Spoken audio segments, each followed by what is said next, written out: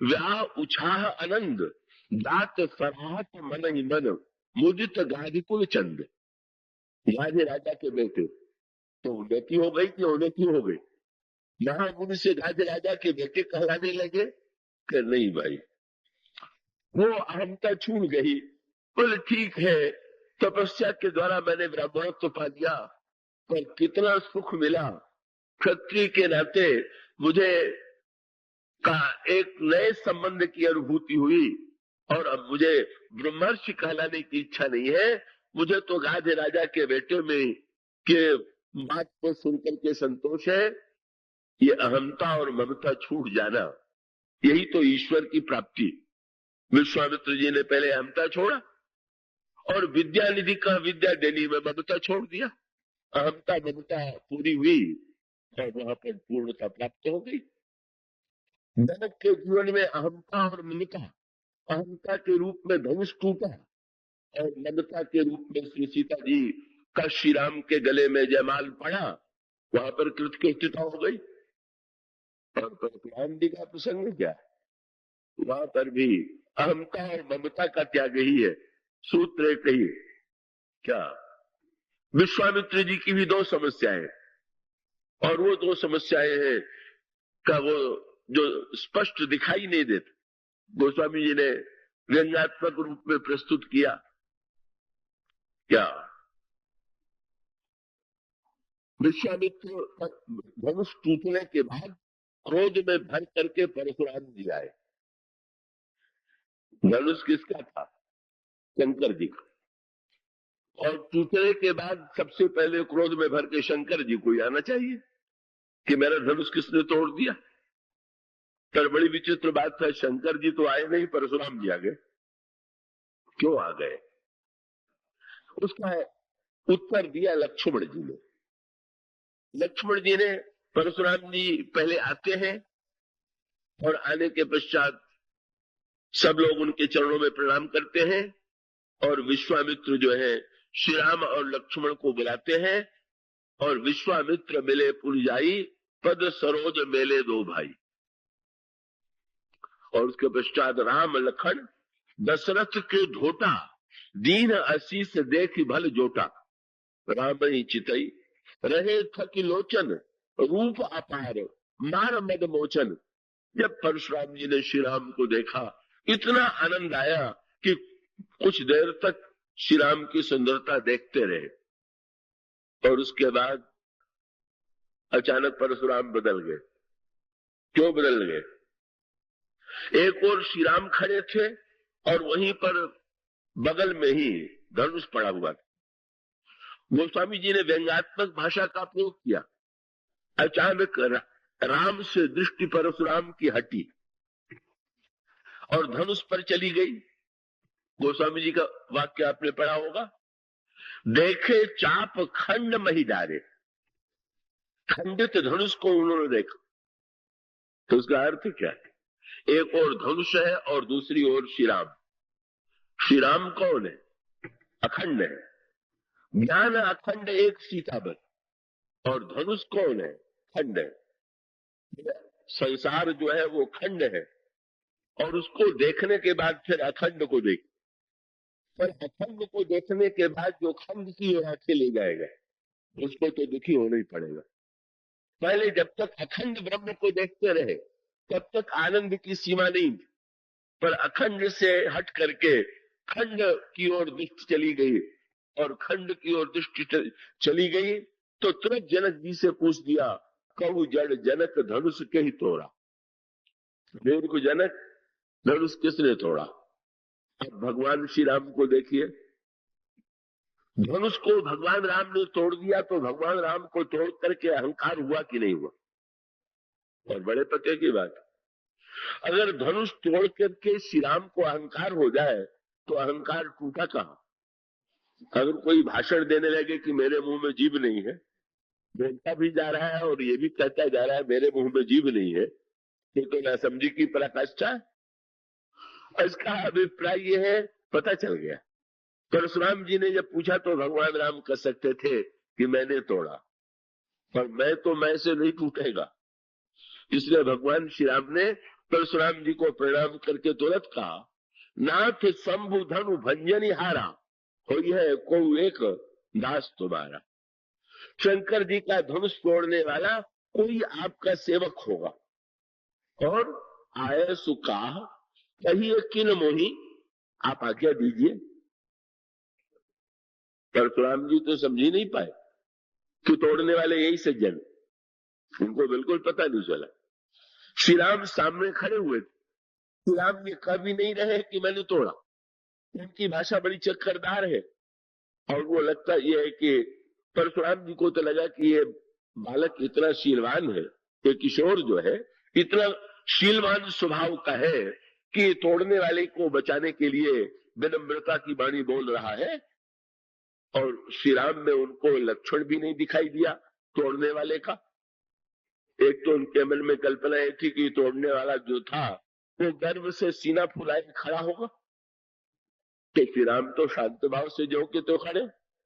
चारों ओर देखने लगे कि देखें सबसे अधिक सीना किसका फूला हुआ, तो कोई दिखाई ही नहीं दिया।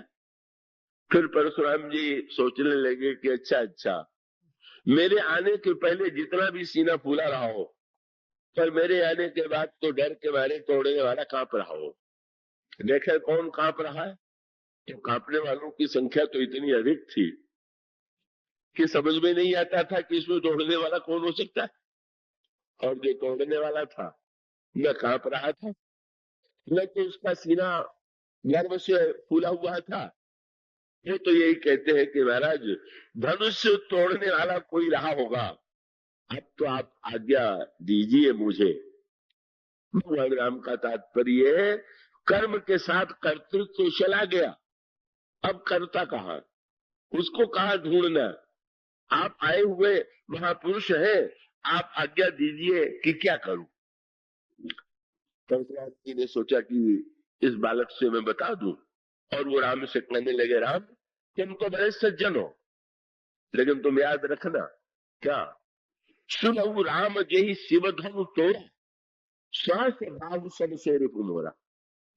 जितने धनुष तोड़ा है उसको तो मैं शास्त्रार्जुन के समान, वो कहीं सेवक हो सकता है मेरा, वो तो शास्त्रार्जुन के समान मेरा शत्रु है। और सो बिलगाई विहाई समाजा, न तुम्हारे गई है सब राजा। तोड़ने वाला जरा अलग खड़ा हो जाए, नहीं तो मैं सबका सिर काट। और प्रभु को हंसी आ रही है कि मैं तो बिल्कुल अलग खड़ा हूं ही, अब मैं कहां अलग खड़ा हूं। और वो कह रहे हैं कि तोड़ने वाला अलग खड़ा हो जाए। लक्ष्मण जी से नहीं रहा गया। लक्ष्मण जी है आचार्य, और वो उस लक्ष्मण परशुराम संवाद को आप तू मैं के रूप में मत देखिए। परशुराम जी के भ्रम का निवारण करते हैं लक्ष्मण जी पहले। लक्ष्मण जी समझ गए कि जिस भाषा में प्रभु बोल रहे हैं परशुराम जी तो कभी समझ ही नहीं पाएंगे, इनको तो जरा मैं अपनी भाषा में समझाऊं, शायद ये इनको बात मेरी समझ में आ जाएगी। और तब उन्होंने बहुत बढ़िया प्रश्न उठाया। क्या उन्होंने कहा, महाराज प्रारंभ किया, बहु धनु ही तोरी लरिकाई। महाराज लड़कपन में तो हम दोनों भाइयों का कार्य ही यही था कि खेल खेल में न जाने कितनी धनु ही तोड़ते रहते थे, लेकिन मैंने किसी दिन आपको देखा नहीं कि आप आए हो बिगड़ करके और पूछा हो कि क्यों तोड़ दिया। ये बताइए कि जब इतने धनुष टूटने पर आपको दुख नहीं हुआ, पर धनुष भी उन्होंने शब्द नहीं कहा, बहु धनु ही कहा। ऐसी चतुराई की भाषा थी कि परशुराम जी का भाग्य दोनों ओर से बंद कर दिया। क्या परशुराम जी बिगड़े भी कि शंकर जी के धनुष की तुलना तो धनु ही से करना है। लक्ष्मण जी ने मुस्कुरा करके देखा, बोले महाराज अगर ये धनु ही के बराबर है तो जैसे पहले आपको क्रोध नहीं आता था अब भी नहीं आना चाहिए। और अगर आपको लगता है कि शंकर जी का धनुष जो है अद्वितीय है तो उसको तोड़ने वाला कितना बड़ा होगा ये भी तो सोच लीजिए। तो फिर तब भी आपको इस प्रकार की वृत्ति का परिचय नहीं देना चाहिए। और नारी जैसे वैद्य पकड़ लेता है, परशुराम जी तो महापुरुष है, पर एक रोग लग गया है, उस रोग को लक्ष्मण जी ने नाड़ी पकड़ लिया। महाराज ये सारा आपका जो दुख है वो धनुष टूटने उठने से नहीं। देखिए ना, अगर धनुष से कोई संबंध आपके क्रोध का होता तो पहले भी आप आते। और महाराज, अगर धनुष टूटना सचमुच कोई समस्या होती तो धनुष तो शंकर जी का था, और ऐसी परिस्थिति में शंकर जी को क्रोध आता। महाराज, समस्या धनुष नहीं है। परशुराम जी ने पूछा तो फिर समस्या क्या है? और कैसा सुंदर दार्शनिक वाक्य है लक्ष्मण जी का। क्या? यही धनु पर ममता के ही हेतु। महाराज, आपने ममता बढ़ा लिया, राज्य छोड़ा, विवाह नहीं किया, सब कुछ छोड़ने के बाद आपको ये धनुष ही बचा हुआ ममता जोड़ने के लिए। शंकर जी ने ममता छोड़ दिया, जनक को दे दिया, जनक ने ममता छोड़ दिया, सबने छोड़ दिया, और आपने उस टूटे हुए धनुष से ममता जोड़ दिया। दुख व्यक्ति को घटना से नहीं होता है, ममता से होता है। कोई बात बिल्कुल पते की है। कोई वस्तु से थोड़ी दुखी होता है। किसी व्यक्ति के पास मकान है, कल वो बेच दे, दूसरा खरीद ले, और तीसरे दिन उसमें आग लग जाए, तो बेचने वाला दुखी थोड़ी होगा। वो तो प्रसन्न होगा कि बड़ा अच्छा हुआ मैंने बेच दिया। तो जो के त्यों रहे, उनको कोई लाभ नहीं हुआ। और आपकी हानि भी कल्पित हानि है। आपने एक काल्पनिक वस्तु से अपने नाते को जोड़ करके कल्पित हानि की कल्पना कर दी। हाँ, परशुराम जी को भी ऐसे दुख हो गया था। जब विवाह नहीं हो गया तो उनको कैसा दुख हुआ। मणि गिर गई छूटी जनु गाठी। जैसे उनको ऐसा लगा कि मेरी गांठ से मणि गिर गई। मणि अगर सचमुच गिरी हो, दुख हो, तो समझ में आता है। और मणि की कल्पना से तो उसी प्रकार की बात है कि आप रात को सपना देख रहे हो कि मुझे लॉटरी का नंबर निकल आया है मेरा, और आप कहते हो कि मुझे तो लाखों रुपए का लाभ होने जा रहा था, तूने सत्यानाश कर दिया, मेरा बड़ा घाटा करा दिया। तो ये तो बचपने की पराकाष्ठा है। लक्ष्मण जी ने कहा, महाराज बस समस्या केवल इस बात की है, आपने खंडित संसार से, खंडित वस्तु से ममता जोड़ लिया, और जोड़ करके आप ये समझ बैठे, अहमता की ओर भी संकेत कर दिया। क्या? जब वो कहने लगे कि मेरे इतिहास को जानता है कि नहीं जानता, परशुराम विश्वामित्र जी से कहा, पहले इस लड़के को मेरा इतिहास बताओ। लक्ष्मण जी ने हंस करके कहा, महाराज क्या इतिहास है आपका? उनके अहमता पर लक्ष्मण जी ने कटाक्ष किया। क्या? परशुराम जी ने कहा, बाल ब्रह्मचारी अति कोही और विश्व विदित क्षत्रिय कुलद्रोही, जिसने सारे संसार से 21 बार क्षत्रियों को मिटा दिया, वो परशुराम में। लक्ष्मण जी को ऐसी हंसी आई जैसे कोई बच्चा आपके सामने का गणना अंक की करने लगे, और 1 से प्रारंभ करके 20, 21 तक का अंक गिन करके गर्व से आपको देखे कि मुझे कितने अंक याद है। तो आपको हंसी आए बिना नहीं रहेगी, पर आप कह सकते हैं कि अच्छा चलो भाई, नहीं इतना अंक याद कर लिया। लक्ष्मण जी कौन है? ये साक्षात काल भगवान, अनंत भगवान जो है वही सृष्टि काल में प्रलय करने वाले हैं। काल, इसीलिए जब परशुराम जी ने कहा कि रे इंद्र बालक काल बस, तो लक्ष्मण जी को यह सोच करके हंसी आ गई कि आप अगर मुझे पहचानते होते तो मेरे लिए ये शब्द न कहते। काल क्या काल के बस में होगा? आप काल को ही डराने की चेष्टा कर रहे हैं। और संकेत क्या था? बोले, महाराज काल तत्व पर विचार कीजिए कि काल ने सारे संसार का संहार, ब्रह्मांड का प्रलय अनंत बार किया, और अनंत से आप 21 अंक सुना रहे हैं। लक्ष्मण जी का नाम है अनंत। अनंत के सामने 21 का अंक, तो हंस करके कहते हैं, महाराज आपकी अहमता और ममता दोनों झूठी। जो अहंकार आपने पाल दिया है, मैंने बहुत कर डाला है, वो भी किसी काम की बात नहीं। और जो आपने धनुष से ममता जोड़ दिया, वो भी ठीक नहीं। और अंत में आप देखेंगे कैसी बढ़िया अहमता और ममता दोनों छूट गई। इसलिए परशुराम जी को बड़ी प्रसन्नता हुई। अगर परशुराम जी उसको समझते कि मैं हार गया, तब तो परशुराम जी के मन में क्रोध उत्पन्न होता, बदला लेने की वृत्ति उत्पन्न होती। पर नहीं, दोनों छूट गया कि नहीं छूट गया। जब भगवान श्री राघवेंद्र परशुराम जी से हाथ जोड़ करके बार बार कहा कि आप तो ब्राह्मण हैं, तो परशुराम जी बोल पड़े, निपट ही द्विज करी जानस्य मोही। मैं, बस सारे शब्दों के मूल में मैं जैसा विप्र सुनामू तो ही, कोप मोर अति घोर कृषाणु, समिधि सेन चित्रंग सहाई, महामहीप भय पशुआई। मैं ऐसा, मैंने ये किया, मैंने ये किया, मैंने ये किया। प्रभु बड़े मुस्कुराते हुए सुनते रहे, ऊपर हंसी भी नहीं आने दिया। अंत में भगवान श्री राघवेंद्र के वार्तालाप के अर्थ पर जब गहराई से परशुराम जी ने विचार किया, तो उनको लगने लगा कि अभी तक सुनने में ये जैसी ये भाषा लग रही थी, क्या लक्ष्मण और श्री राम के द्वारा जो कुछ कहा जा रहा था, इसका अर्थ उतना ही तो नहीं है जो सुनने में लग रहा था। और तब सुने में तो गूढ़ बचन रघुपति के उघरे पटल परस उधर मति के, उनके बुद्धि के ऊपर जो आवरण छा गया था वो दूर हो गया। और तब परशुराम जी ने स्पष्ट शब्दों में कहा, राम रमा पति कर धन लेहू, चाप मिटे संदेह। राम मेरे पास विष्णु भगवान का धनुष है, अगर इस धनुष को तुम खींच करके चढ़ा दोगे तो मैं समझ लूंगा कि अवतार हो चुका और मेरा भ्रम दूर हो जाएगा। परिणाम क्या हुआ? भगवान राम ने एक अनोखा खेल किया। और वो अनोखा खेल क्या था?